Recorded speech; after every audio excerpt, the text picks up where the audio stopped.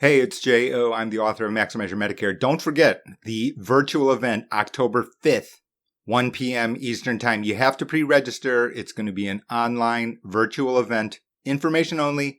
There won't be any discussion or recommendation about a particular plan. I'd need to know a lot more about you in order to make that suggestion. Go to www.maximizeyourmedicare.com. Be sure to register today.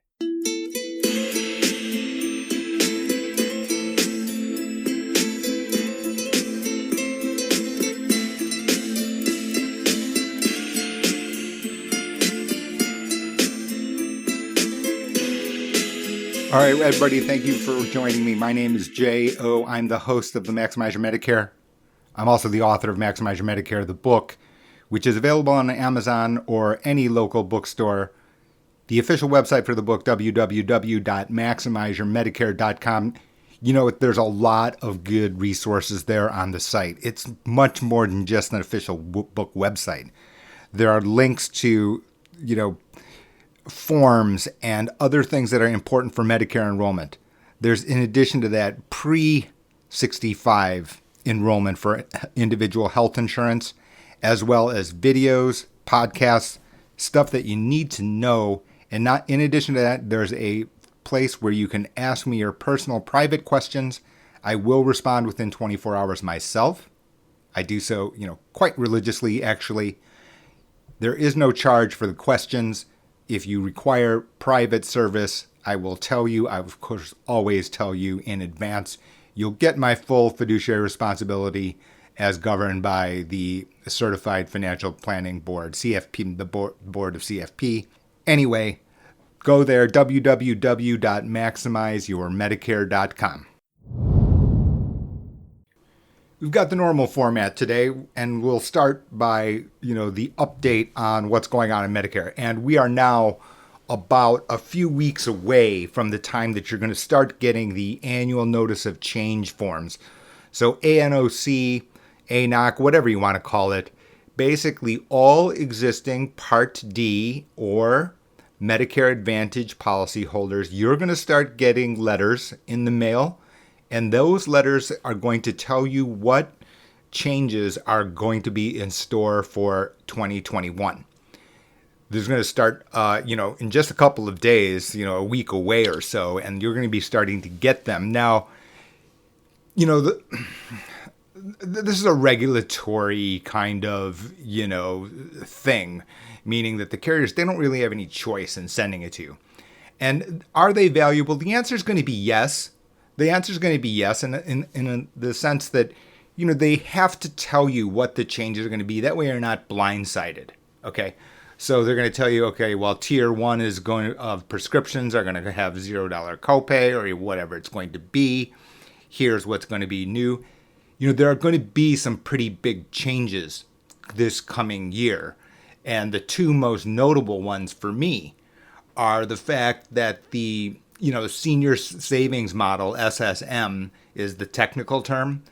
What this really means, however, a practical way, is the fact that insulin copay is going to be capped at $35 a month.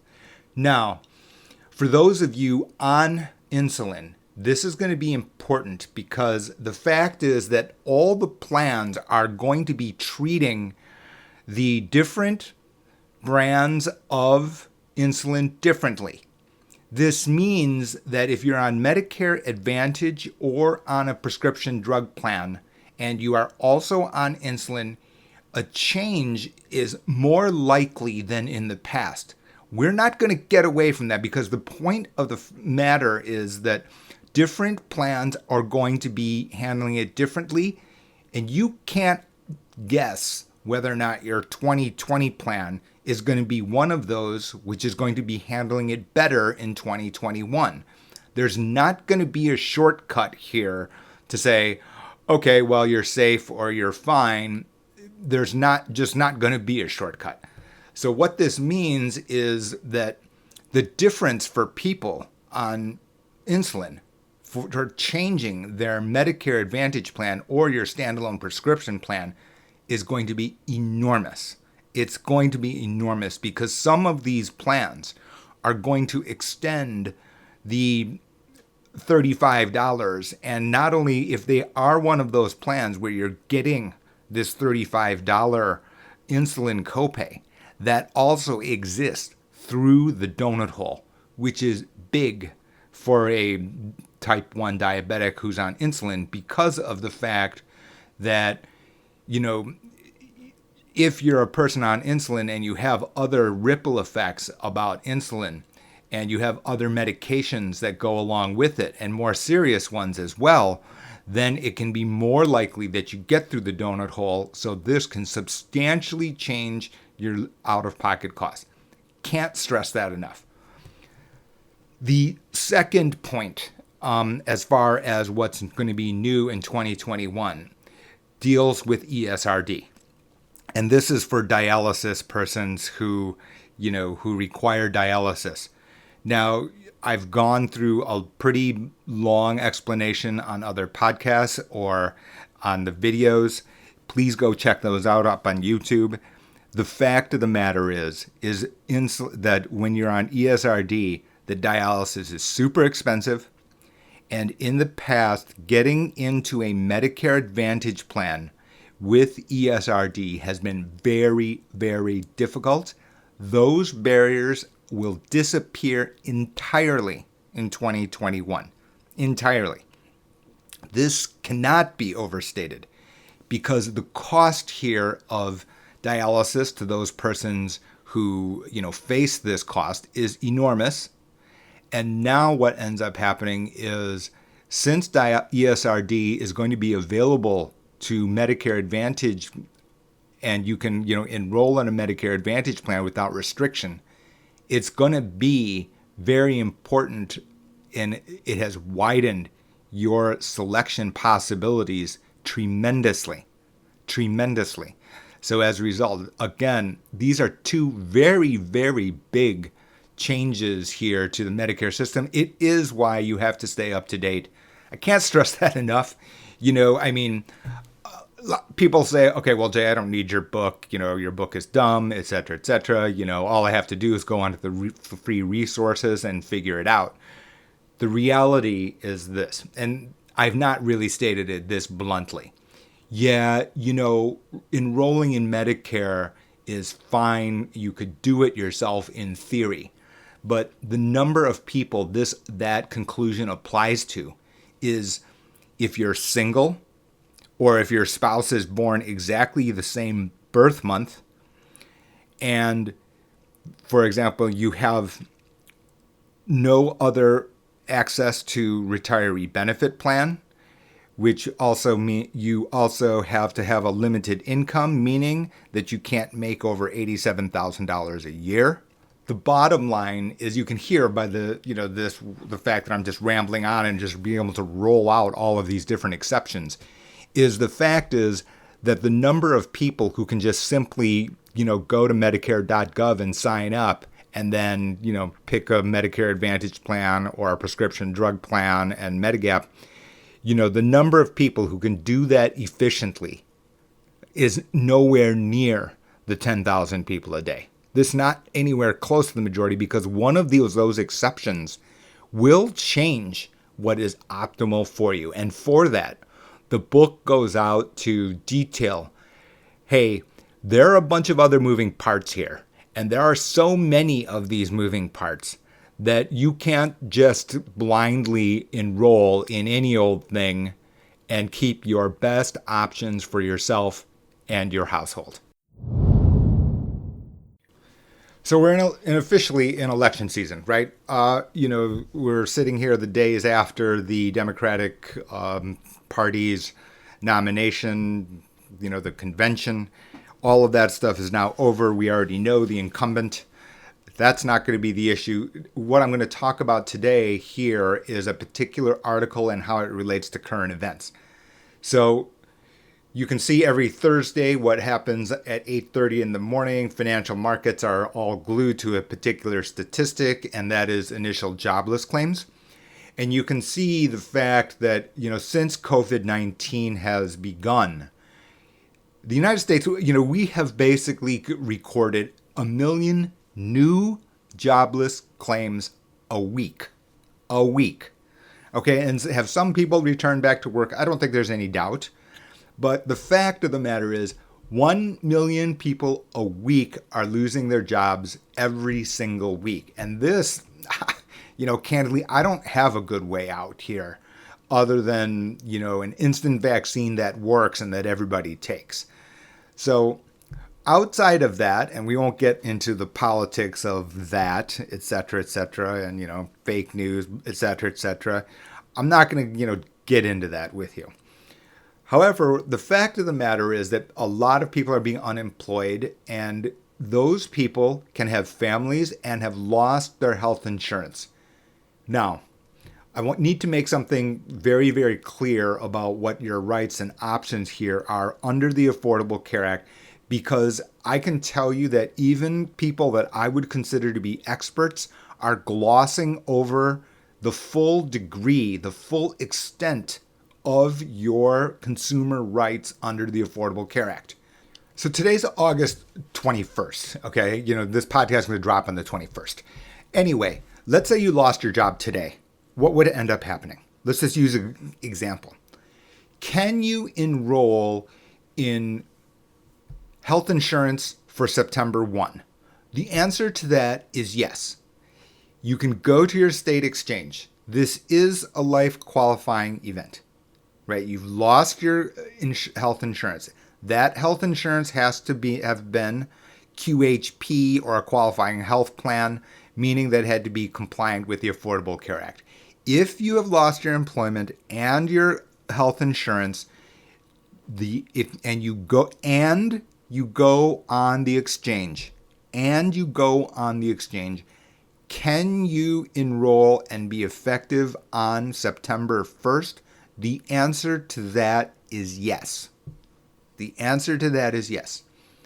Now, here's the thing, is that what ends up happening is people have been saying, oh no, this is a disaster. It's the 21st and, I needed to have enrolled by the 15th. That is not the case.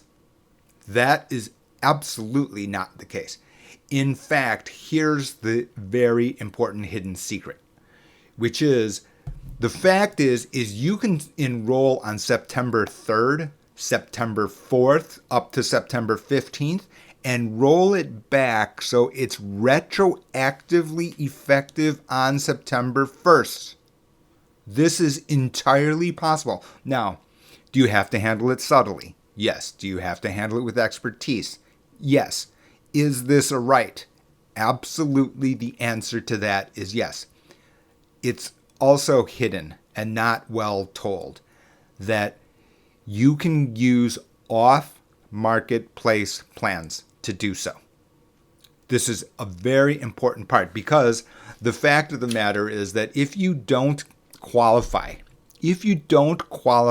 for the APTC, which is the subsidy for health insurance premium, that a cheaper, wider set of plans probably exists off marketplace. Okay? People wrongly believe that the only plans in existence exist on their state exchange or on healthcare.gov. This is not the case. It's 9:30, by the way. Okay? This is absolutely not the case. A wider set of plans does exist off the marketplace. It's very important for people to understand that. And in fact, here's me pulling the curtain on the advice that I give to my clients, which is that if you don't get the APTC, which is the tax credit, then I'm intentionally guiding people off the marketplace, because those plans can be less expensive, or there could be a particularly interesting plan that fits a need better than that exists on the marketplace. It's crazy, right? I've been rambling on for 5 minutes, etc. We're not even to the guts here of where I'm trying to go. A few minutes ago, I was describing what you can do when you lose your employment. And this is actually true for persons who don't have health, and any person who doesn't have health insurance. It just happens to address those who have, recently lost health insurance. That said, what I'm about to say applies to persons without health insurance, at all, especially, which may be very unsettling in the era of COVID-19. The problem that we have, and we got lots of problems, but the central problem with the way that health insurance is described to people is the fact that we've got this, confusion or a mixing up of topics which are, seem like they're the same thing, but they're actually very, very different topics. And this is why the perspective of this podcast and Maximize Your Medicare is different, notably different than, the tweets you see, the Facebook pages and complaints that you hear, et cetera, okay? Meaning that I'm not interested, candidly, I'm not interested in what your political affiliation is. I could not care less, actually, if you're a socialist, if you're a baby killer, right? I don't think that people, are that extreme, but I pull the rubber band and I stretch it to that extreme intentionally to illustrate. I think that most people are reasonable, that they are trying to do the best that they can with them, for themselves, for their families, in their own self-best interest, and that they're rational, right? I don't think that people are irrational.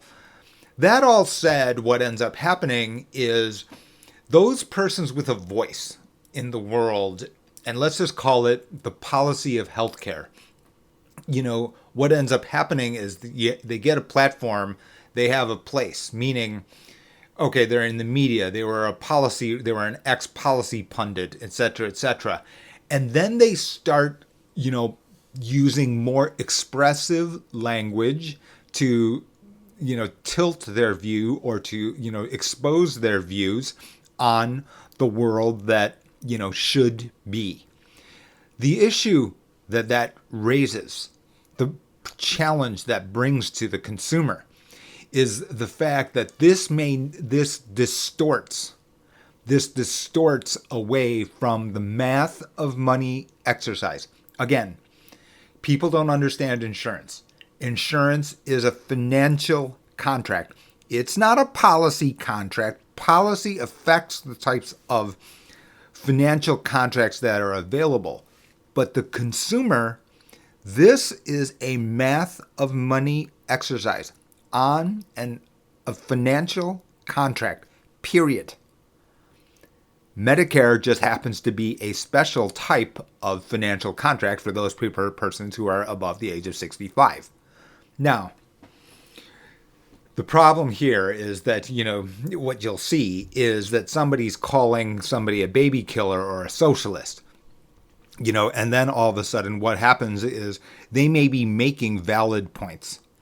And then they mix in something like baby killer or socialist in their language, and all of a sudden, bang, now your ears turn off because, it's not that extreme. You know it. I'm sure you've seen it. And then what ends up happening is your ears turn off, you click the other way, and you stop, listening to the rest of their point. And this is actually the problem, right? Which is that, mixed in with the extremism are valid points. Now, we're going to get to where we're going, and here's where it is. In the link here, or down in the text below this podcast, you'll see a link to an article about health from Health Affairs. Now, Health Affairs is, at the very top. It's a bit nerdy. It's certainly nerdy. I wouldn't say that, this is for everyday readers by any means, but inside this article is probably, the article that I could not possibly agree with more strongly. Let me restate that. I find the findings of this article entirely the case. And I would probably add a couple of sentences to it, a couple of recommendations to it. But to that degree, it clarifies something very important about short-term, non-compliant health insurance.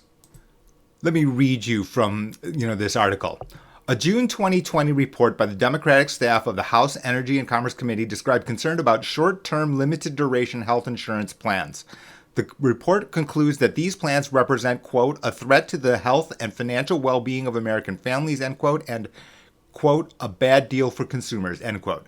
The staff recommend Congress subject plans to all of the Affordable Care Act consumer protections. In essence, they call on Congress to reverse the policy established in 1996 of exempting short-term plans from federal regulation. The most important part of this article is it then turns and says, quote, we emphatically disagree. Short-term plans represent an important option for millions of Americans harmed by federal policy over the past decade that has resulted in reduced choice of health insurance plans and skyrocketing premiums and deductibles. Eliminating this option would force these enrolled in short-term plans to choose them between paying much higher premiums for ACA-compliant coverage and becoming uninsured.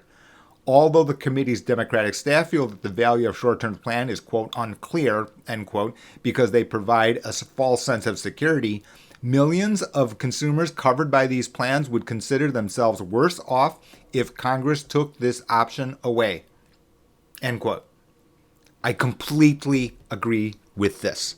And the simple reason, when you could add it to the rest of the explanation prior to me starting and quoting, is that these short-term plans are the rational choice for certain consumers, period. That's it. The reality of the fact is that all we needed to do here, all that needs to do here is to strengthen the regulation for consumer protections so they don't have a false sense of security and misrepresentation.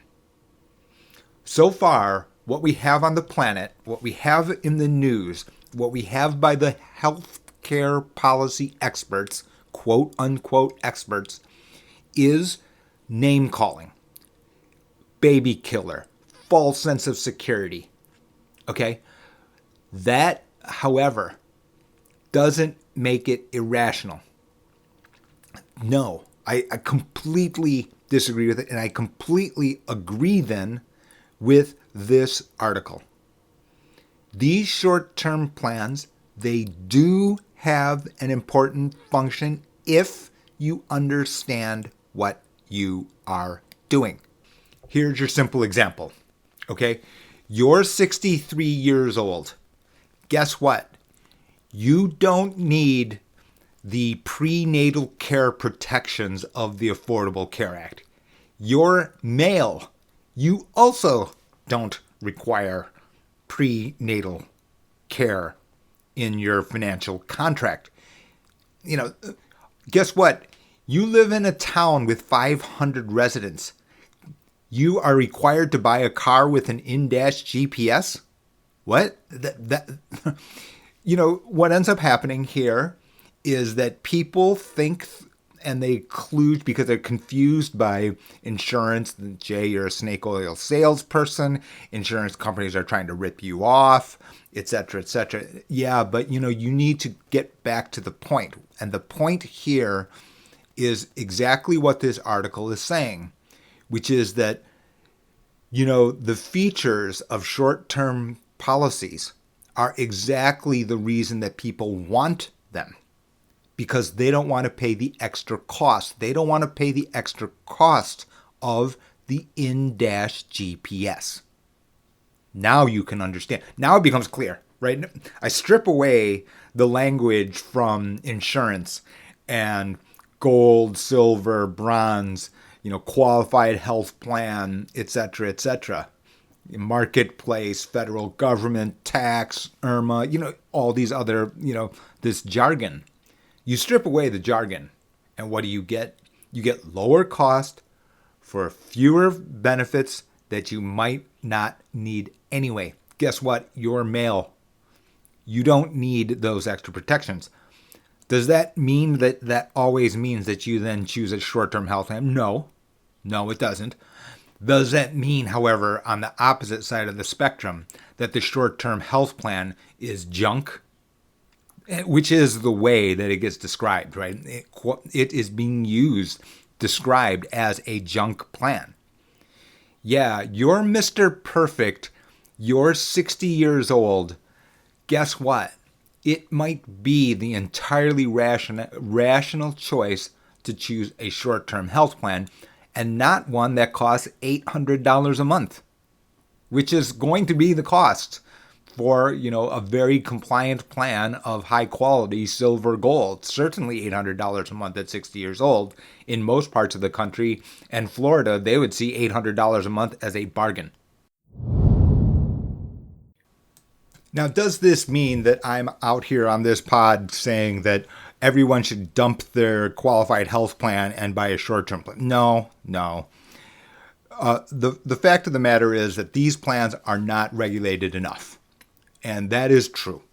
Okay, so the people, when they're calling them junk plans, they want you to be able to compare everything to everything and have everything on par with each other. But again, okay, you live in a town where there are 500 people. There are many more farm animals than people.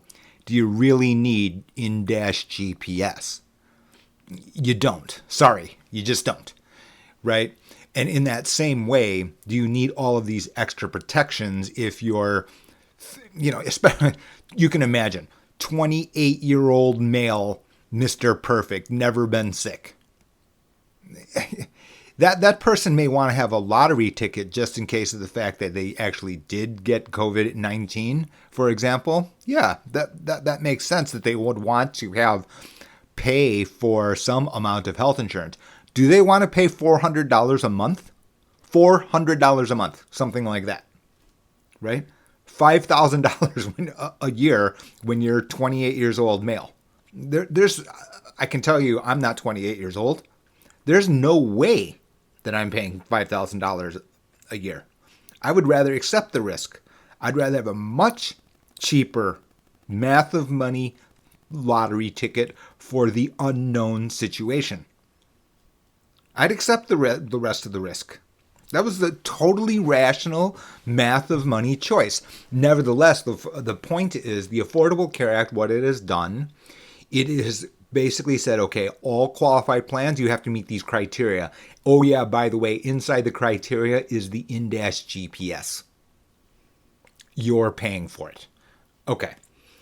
How would I improve existing short-term plans? Very simply. Number one, short-term plans shouldn't have retroactive underwriting.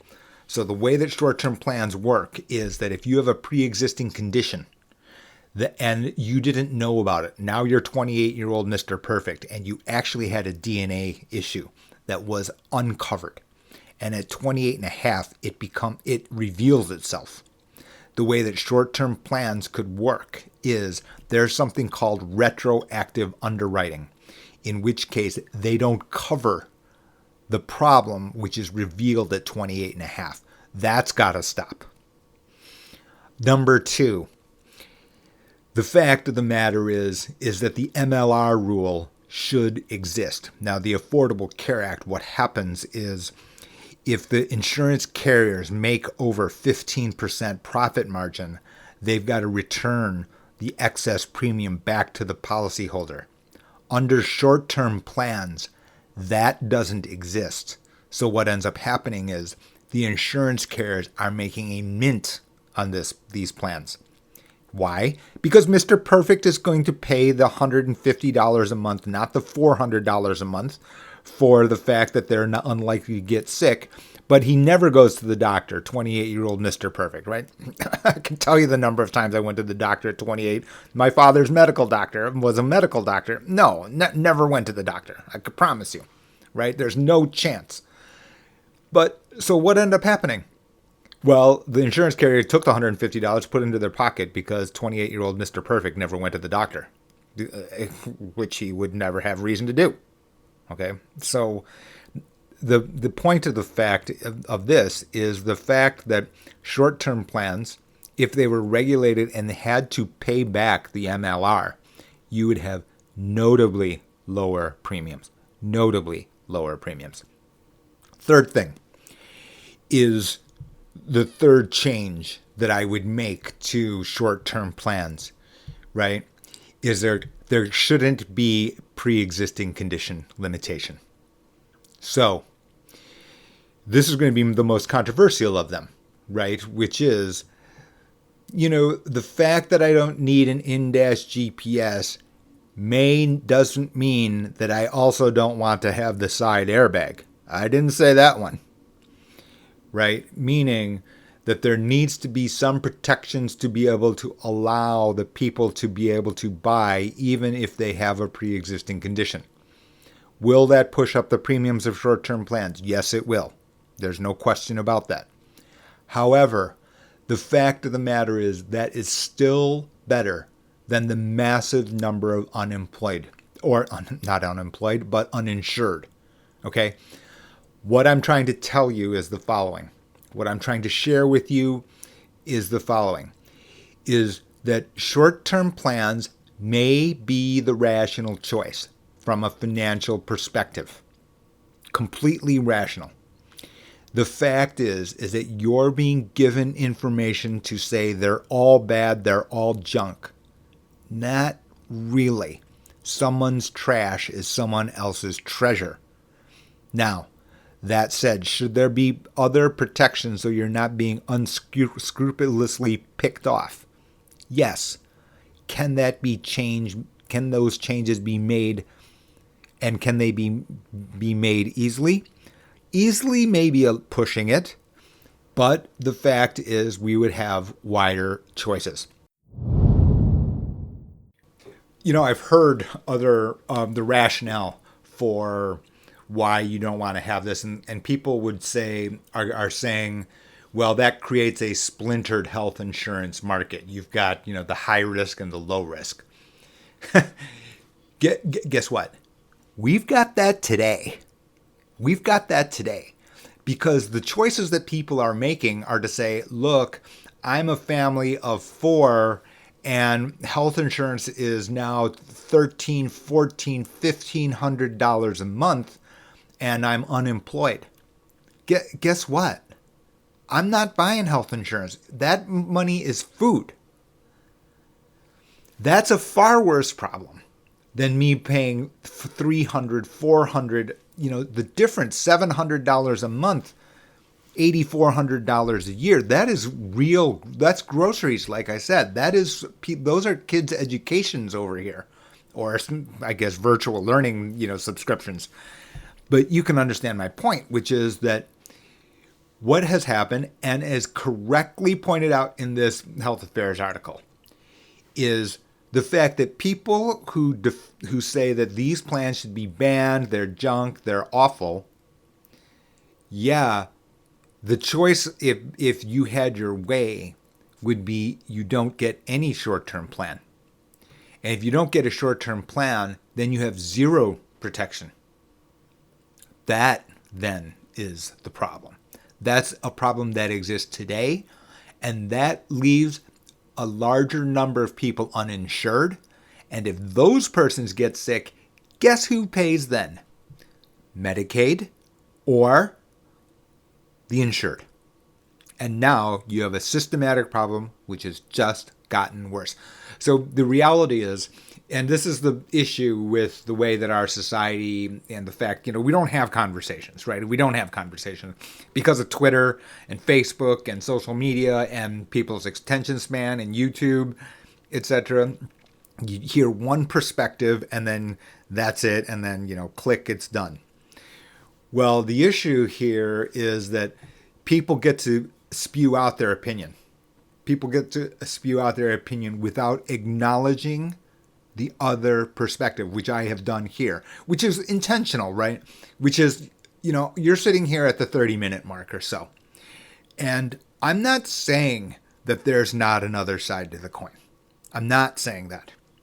I am saying that these are the other sides of the coin. You acknowledge those other sides of the coin. But from that point, can the rational consumer make the choice which is best for their family? They can. They can. That's the message here today. That's the message of that crazy people write 200 pages on Medicare, which happens to be available on Amazon.com. Okay, enough of the side plug. Please go to read this article, healthaffairs.org. It's in the text. You can go through it. They go and detail, what they would do. And I would agree entirely with this because that is still a better alternative to banning the stuff outright as been suggested. And again, this isn't a political thing, right? It happens to be the fact that the Democratic Party has created this text. I'm not sitting here telling you that the rest of their platform of the Democratic Party is wrong, full stop. You can listen to the other podcast. I have blistered the Republican Party for the fact that, it has been unable to provide any reasonable alternative, cohesive alternative to the Affordable Care Act. So that's my point, which is, healthcare, health insurance markets, very complicated stuff. More than 300 million people in our country. The fact that we're going to be easily able to find a single solution, I am not in that camp at all, because the stakeholders are big, they're smart, and they've got a real reason for their perspective. Okay, that's it for today. Be sure, again, so many resources everywhere, online, Facebook. There's a Maximize Your Medicare group, YouTube, Maximize Your Medicare YouTube channel, website, www.maximizeyourmedicare.com. I'm Jay, host of the Maximize Your Medicare podcast. Thanks for listening today. Speak with you next time.